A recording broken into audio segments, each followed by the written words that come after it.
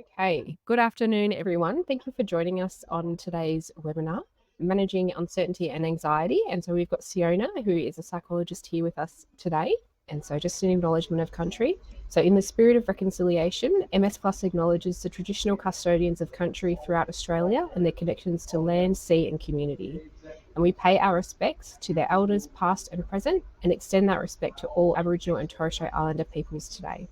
And so our presenter today is Seona. So Seona is a psychologist who firmly believes that being human means embracing the uniqueness of our individual journeys, and she recognises the power of shared experiences in fostering connection and personal growth.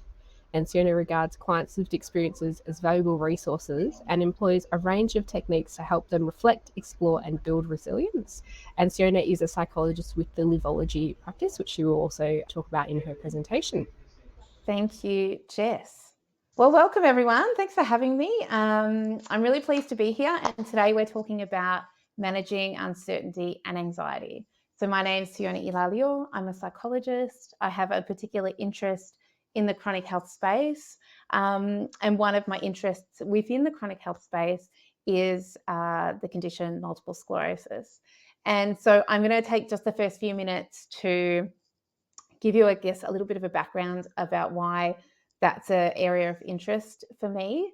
And I'm going to take you back a couple of decades ago to when I was at university and I was 19 years old. And just to set the stage, I had come from a girls' school.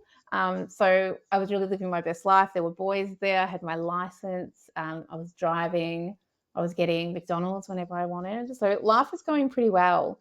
And then I started having some strange symptoms. I experienced this feeling of water on my face. And when I went to wipe it away, there was nothing there. And that would sort of come and go. And then I had a numb hand, and my hand turned into a numb arm. And eventually I had half a numb body, which was, pretty unsettling at the time. But I was also 19, so I didn't really do a lot about it. It eventually did lead me to a GP, to a few GPs, but one who thought it was worth following up and sent me to emergency. And that trip then led me to an MRI. And then very shortly, I was back in a neurologist's office getting the diagnosis of MS. And that was a lot. It was overwhelming. It was many things, but I'll tell you that there was a ton of uncertainty in that. And anxiety, of course, because the worry about what my future was going to look like. So uncertainty and anxiety are incredibly common in MS.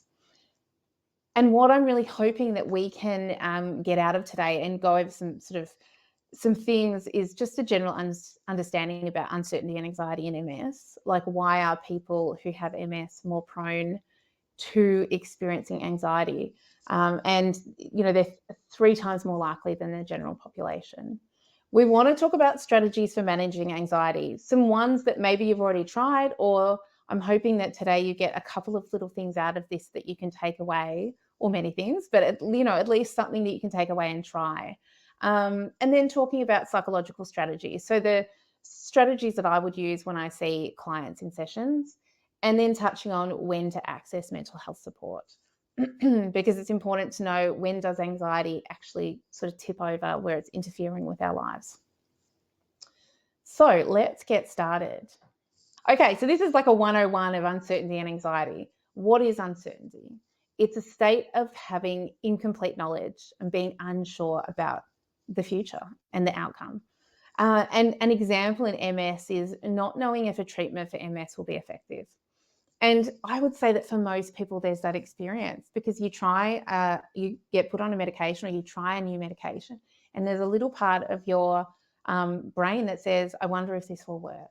We don't have the data yet. So our brain is simply creating some thoughts there. Now, that's uncertainty. And whether you've been diagnosed with MS or not, as a human being, we experience uncertainty. Then anxiety is our response to that not knowing. So that's characterized by feelings of worry, nervousness, or fear. And more often than not, it's excessive, or it can be irrational. And an example in MS is that constant worrying about the progression of MS, or constantly worrying about whether your treatment's effective. And that impacts you. And maybe there might not be an immediate threat. Like it might be that your symptoms are in check, things are going okay, but there's still this excessive worry about what the future is going to look like. So I've just put there the distinction between the two. Uncertainty is about the unknowns, while anxiety is our emotional response to that. And it often involves physiological reactions as well. So anxiety is a natural response to a perceived threat. We are supposed to experience anxiety. I mean, we've evolved to experience psychological distress in the way of anxiety. If we go back to those caveman days, it was absolutely, it was important to experience anxiety because we had to know what was up around the corner. If there was a tiger or a lion there ready to eat us, we had to be anticipating that. We had to fit in, we had to be thinking about, am I doing the right thing? Am I fitting into a group? You couldn't be alone, you couldn't be by yourself searching for food. You needed to be in a pack. So anxiety played a part in survival. And, that looking for threats. Whereas these days, we don't necessarily have those life or death sort of threats. And we perceive threats in a different way. And MS is absolutely a threat. It's a threat to our health. Whether or not there's something significant happening with it, we get the diagnosis, it's hanging over our head. It's a really natural response to have anxiety to that. And I should say that the scale of anxiety, the spectrum of anxiety is huge. We can experience a little bit of anxiety. And I would say if you've got a diagnosis of MS, it would be, we'd be concerned if there wasn't some anxiety somewhere. Of course, we don't want it to be up here, but having some anxiety is very, very natural. So let's talk about why people are more prone to anxiety with MS. I mean, the unpredictability of it is a killer. That's one of the most tricky things, is that there's no trajectory. No two people with MS are the same. There isn't a little plan that you can follow and go, okay, this is what I do and this is how it goes. So therefore we worry. Am I going to be like that person that I know who works and is going great and, they've got a few, things at the hurdles, but otherwise, life is going pretty well for them? Or am I going to be this worst case scenario that I've heard about? Or the unpredictability of symptoms. Am I going to wake up today and feel really good and have lots of energy and get on with it? Or am I going to wake up and be feeling really unwell? And then we can have anxiety because of the symptoms, the fatigue or pain, anxiety about if I go out with friends, what if I experience fatigue when I'm out? Will I be able to, do the things that I set out to do? Anxiety's there. Any cognitive changes. If anyone has issues with memory or attention or executive functioning, anxiety shows up. So it's sort of questioning, can I do the job as well as I used to my job? Is my mental sharpness as good when I'm hanging out with friends? Lesions that occur in certain areas of the brain can also impact our regulation of mood. They can contribute to anxiety. And the last one is the sort of social impact. So for people, the social stigma of living with MS can create anxiety. The feeling like they're a burden on others, which is a really common one that I hear from people. A lot of anxiety of, I don't want to burden others. So many reasons why people who have MS are more prone to experiencing anxiety. And it presents in so many different ways. The emotional symptoms, excessive worry, restlessness, irritability. If you're constantly anxious, spending a lot of time, it takes a lot of energy of thinking about things. It's easy to see how you can be kind of pissed off or irritable with the people around you. The same with concentrating. If you're stuck in your head thinking about all the things that are going to happen in the future, it's much harder to be focusing on the things that are right in front of you. And that can lead to concentration difficulties. I often see physical symptoms for people who experience anxiety. So increased heart rate, muscle tension, shortness of breath, dizziness. I didn't put this on here, but stomach problems is a common one, or people feeling like they need to go to the toilet, they're quite anxious. Behavioral symptoms, avoidance, withdrawal, not engaging in the things that you used to get joy out of, withdrawing from social events. These things happen, and that's really challenging. and then sleep related. So we can experience insomnia, difficulty falling and staying asleep, and not as common, but certainly nightmares. I have clients who are more prone to having nightmares because they have quite significant anxiety. So the impact of anxiety in our lives is quite significant.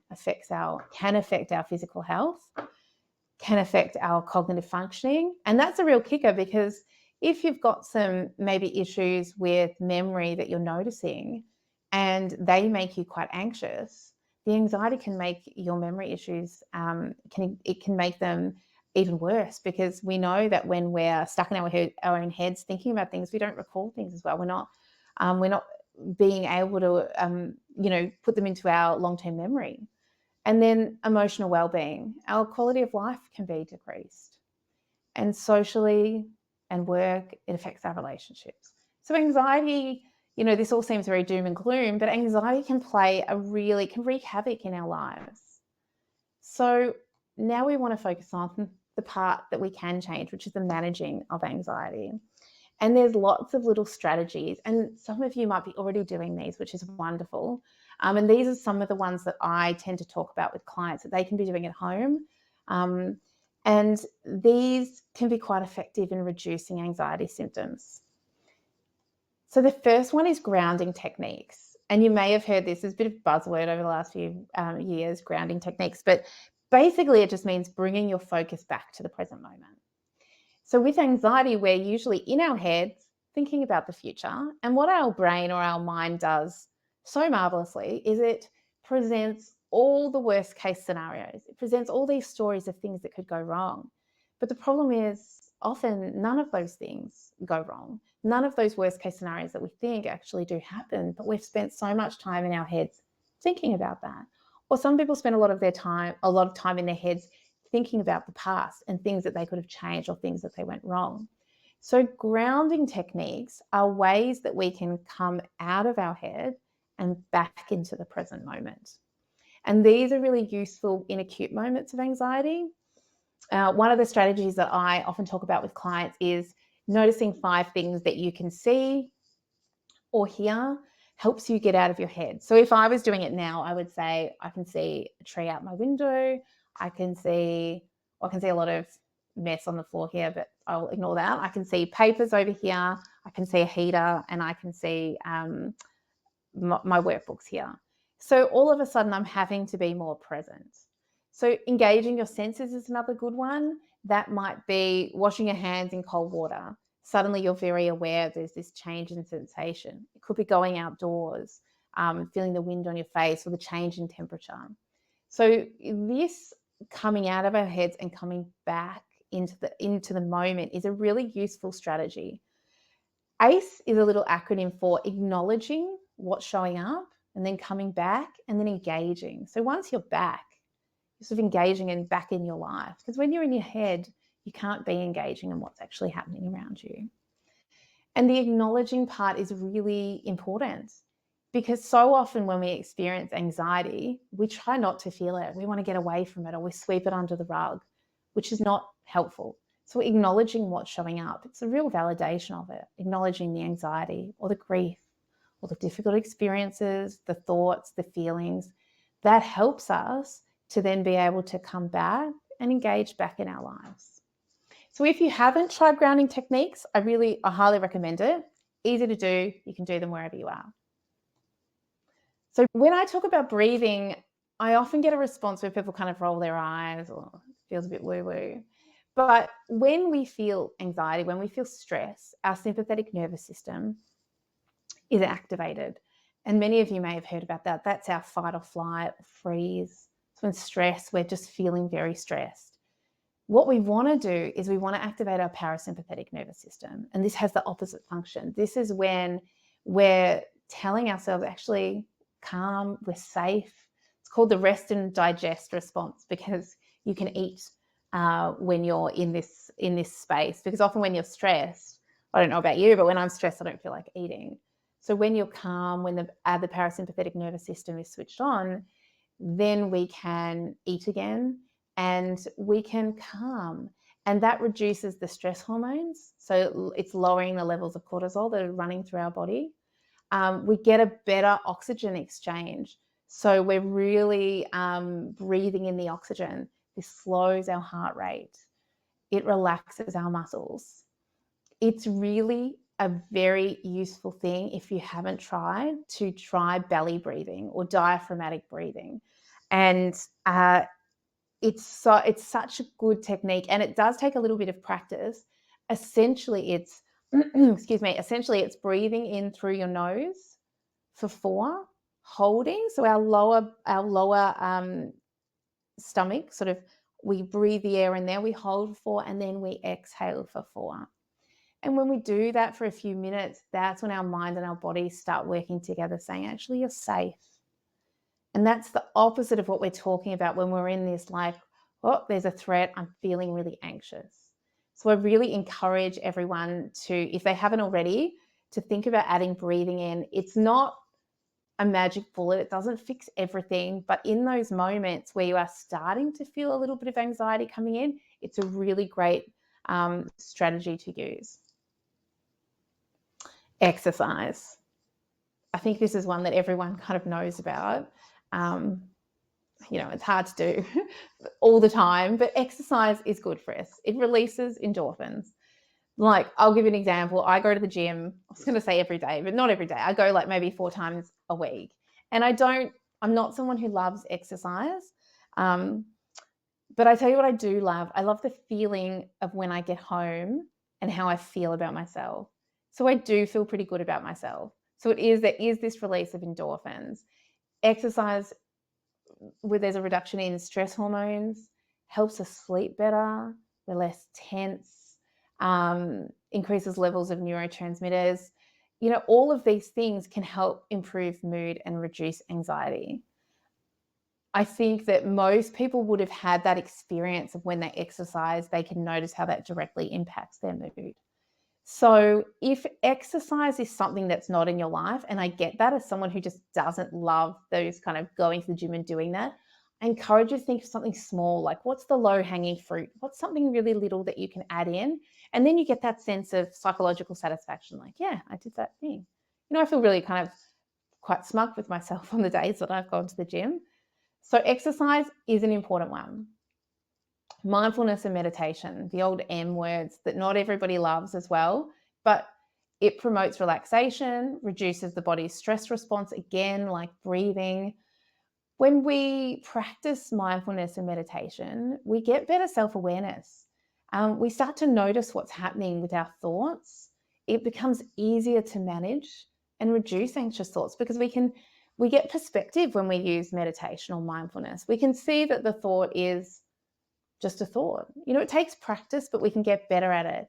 It improves concentration and focus. And regular practice builds mental resilience. It really does.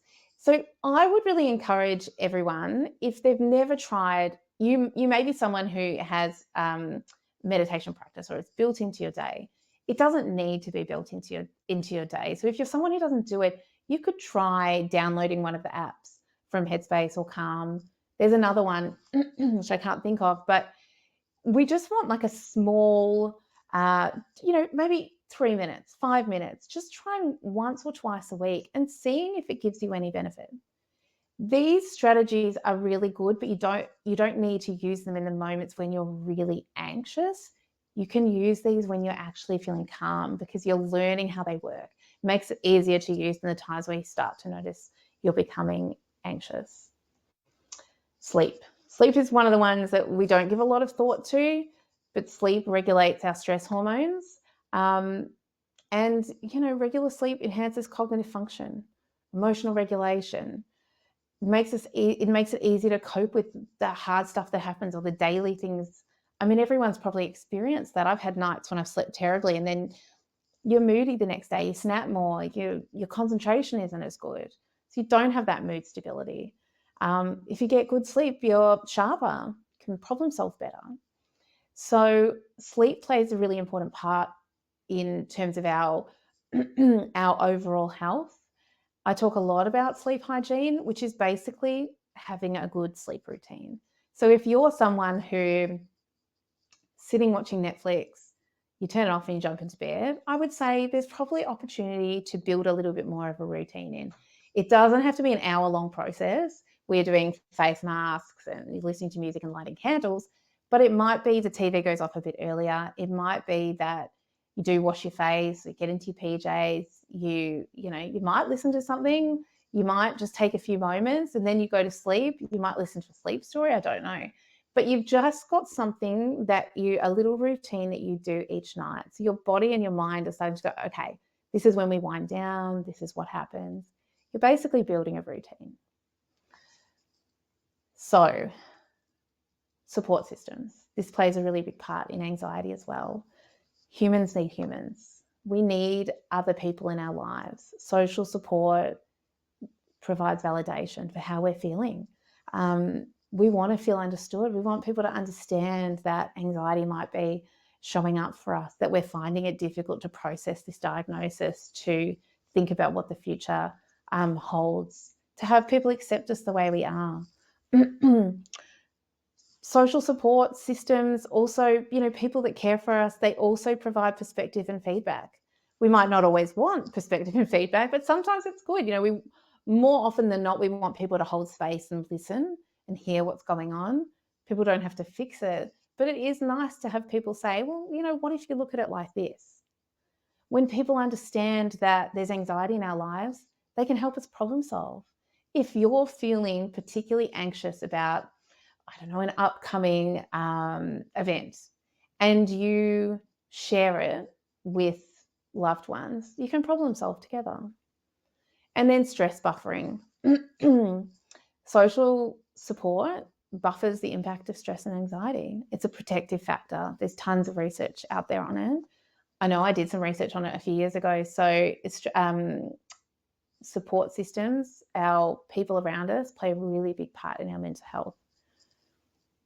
And communication. I know I say everything is important, but communication is so important.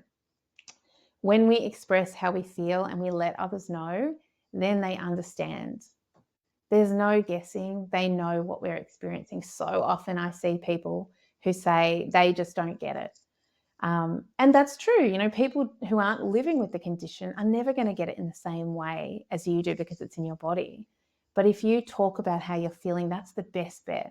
If you share that you've got a lot of anxiety about what's happening at the moment, people can understand and they can hear that. It's not going to be the same as them experiencing it, but they can hold space and listen. They can offer practical assistance.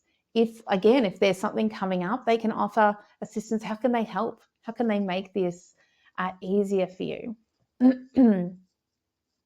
So we feel more connected, we feel less alone when people understand our experiences, and it reduces that sense of isolation, improves our mental health, enhances our relationships. If you're supporting someone with MS, we want to be able to hold space. Like we were saying before, we want to listen, we want to validate, we don't want to fix. When someone is saying, you just need to be positive, which is a line I hear quite frequently, or, let's just get on with it, that's dismissive. If there's someone in your life that is going through MS, as in they've just been diagnosed or they're going through a hard period, just being able to listen. It's useful, it's important, it's what people need. So I've just put a little slide here for if you're thinking, look, when may my anxiety have sort of tipped over?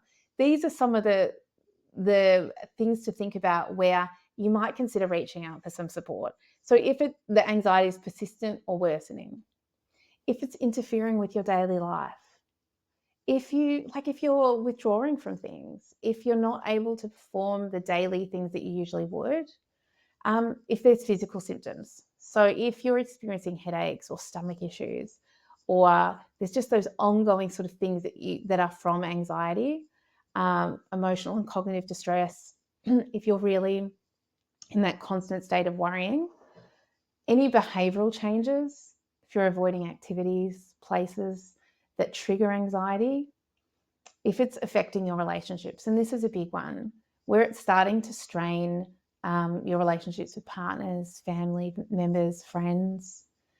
And then the last point is where you've tried lots of those things that I just mentioned. Maybe you're someone who's used, you use mindfulness, you've got a really good sleep hygiene, you exercise, you've got really good support system around you, and maybe anxiety is still there. So when you've tried lots of things and it's still persistent, that might be a time to reach out for professional help. These are some of the common anxiety themes that I see from people who are in sessions. How to manage anxious thoughts about the future. So common. Accepting the reality of MS and the symptoms. Anxiety about the amount of effort that you put in for very little gain. Worrying about being a burden on others in your life. Excuse me. So these are some really big things that bring people to, anxiety that brings people to see a psychologist. These are some of the common psychological therapies. There's more. These are the really well-researched therapies that are used to treat anxiety. So CBT, cognitive behavioral therapy, it's a lot of identifying and changing negative thought patterns. CBT is all about the way you think affects how you feel and then what you do. So there's lots of opportunity in there to be able to identify and change the patterns and the way we think. So CBT is a very common one. Acceptance and commitment therapy is a therapy that I really like in the health space, because rather than fighting with anxiety, which we so often do, we're analyzing it, or we're trying to sweep it under the carpet, or what else are we doing? We're just generally trying to push it away. Acceptance and commitment therapy is all about actually, let's just stop doing that. Let's stop fighting with the anxiety. How do we allow it? How do we allow it? Let's make room for it. Let's allow it to be. And we make room for it so that we can get on with living our life. And so it's all about values-based living and sort of that commitment to action, which is why it's called commitment therapy, acceptance and commitment therapy. EMDR, eye movement desensitization and reprocessing, is a therapy that is traditionally used for PTSD, but used a lot more in anxiety now. And that's the way that therapy works is with guided eye movements. And the last one that I've mentioned here is mindfulness-based cognitive therapy. So it's combining mindfulness practices and CBT. So these are really popular therapies that are grounded in tons and tons of research and have really good outcomes for people. So I guess my take-home messages really are that anxiety is pervasive as a human being, and it's such a normal response to a threat. It's such a normal response as a human, and MS is a big threat. It's a common experience, and if you're experiencing that, whether it's sort of on that spectrum of it's down here or it's here, it's an experience that others will have had.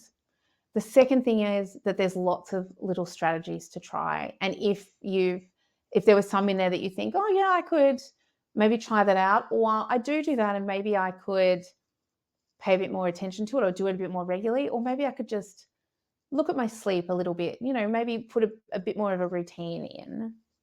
I would strongly encourage that. And the last message is about, if life is starting to be impacted, I really encourage people to reach out for some mental health support. It does not mean you have to see a psychologist ongoing for the next 10 years.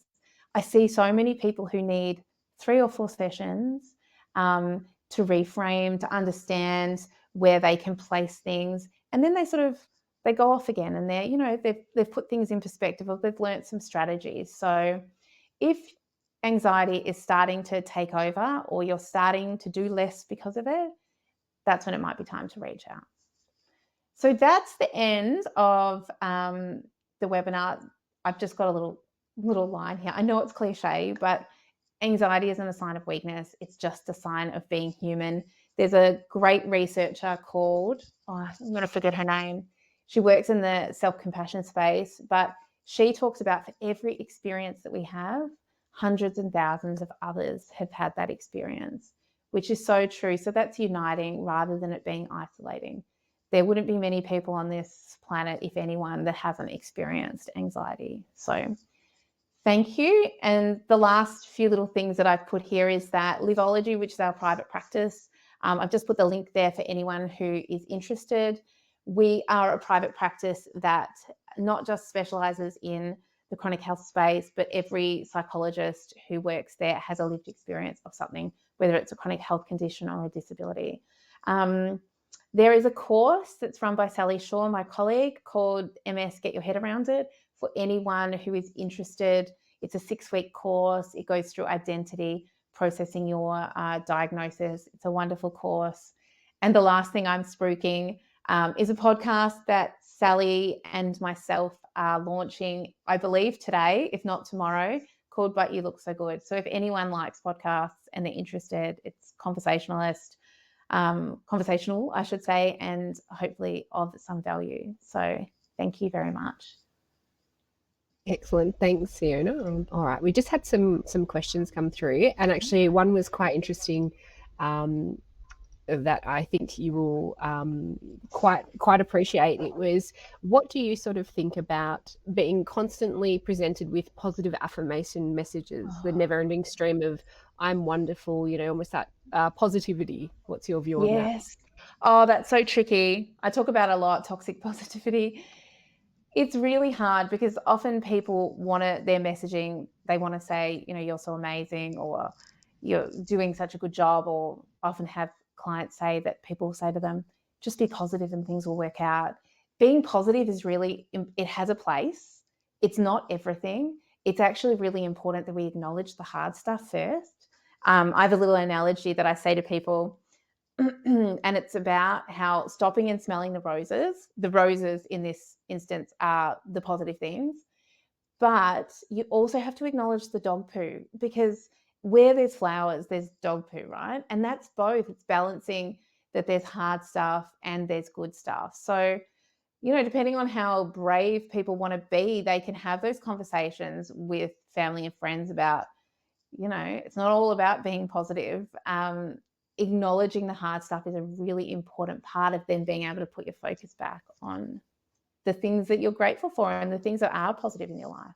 And another one that you sort of touched on, but I guess it's more around how to deal with it, is particularly for someone who might be newly diagnosed, how to discuss, maybe these fears and anxiety with a partner or someone in the family who might have a different sort of, just wait and see what happens approach or mindset.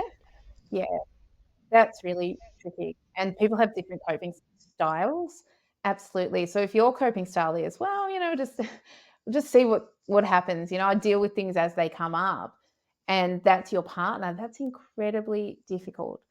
But being able to have that open conversation and what I call effective communication is saying, that's your MO, like that's the way you operate, and that's okay. And, the partner doesn't have an experience of a diagnosis and something hanging over their head. So being able to say, but I'm experiencing this, and this is a normal response to what's going on. And what I need from you is ... And that's the really important part to think about. What do you need from your partner? They might not know. So being able to communicate what's going to be useful, how do you want them to show up and support you? That's it's a missing piece. Often we hope that people will support us in a way that we like, but we don't often tell them how they should do that.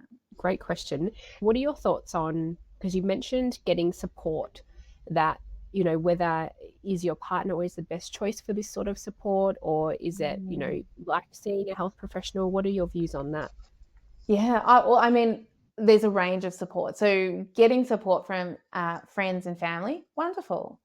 If there's, this sort of pervasive, if anxiety is really present in your life and you need support in that area, I would say reaching out for to a mental health professional, someone who doesn't know you, doesn't know, all your family members and your friends, someone who can give you that sort of impartial support and who can help you with a particular therapy.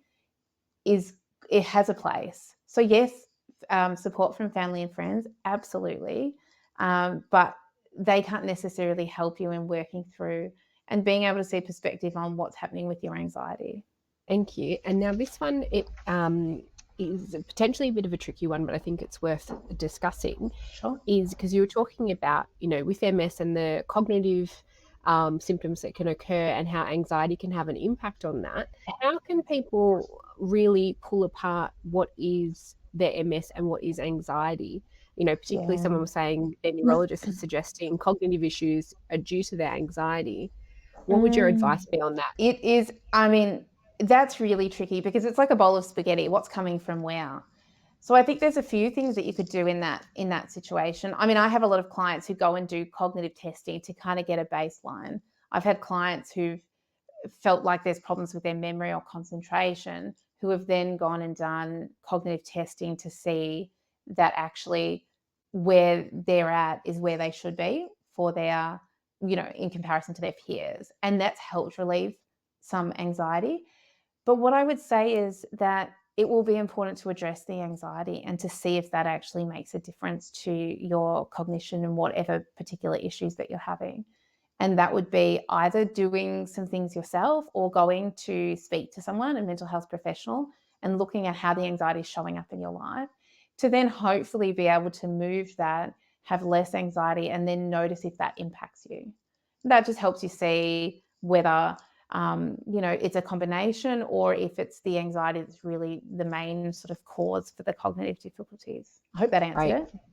No, thank you for that, Sienna. And I think you sort of touched on this earlier, but how to work through people feeling like I put in so much work for so little sort of reward. Yeah. I guess that sort of aspect of dealing with MS. Yes, absolutely. And that's a really tricky one. And some of that comes down to acceptance, that I'm doing all of these things. I attend all these appointments or I do all this exercise and maybe I do mindfulness and yet it doesn't feel like I've made a particular gain. So I would say there's a piece of not anxiety, there's a piece of acceptance in there. And I talk to clients often where they think when it comes to acceptance, there's like this almost a cloak of acceptance you can kind of drape over you and then you're done. But acceptance is more about being able to have acceptances in those moments when those difficult thoughts show up. So if you're having a day where you're kind of like, well, stuff this, like I've done all these things and look, like this feels really hard or my day's not going the way I want, like I haven't got the gains that I want, that's when we can learn some strategies around acceptance. There's no magic fix. It's absolutely challenging, but we can find ways to be more gentle with ourselves and have acceptance in those moments. I hope that makes sense because that's a big question, and one that there's lots of different ways you can look at that. But I think that's where I would probably start, that there's room for moments of acceptance. And I hope that makes sense. Fantastic. Thank you so much for all of that information today, Seona. It's been really appreciated. Just some other, supports and things that MS provides, they're up there on the screen. And if you need any sort of assistance or anything like that, you can always get in touch with the Plus Connect team, and their contact details are there available for you. So thank you all. Thanks, Seona. Okay. Thanks, Jess. Bye.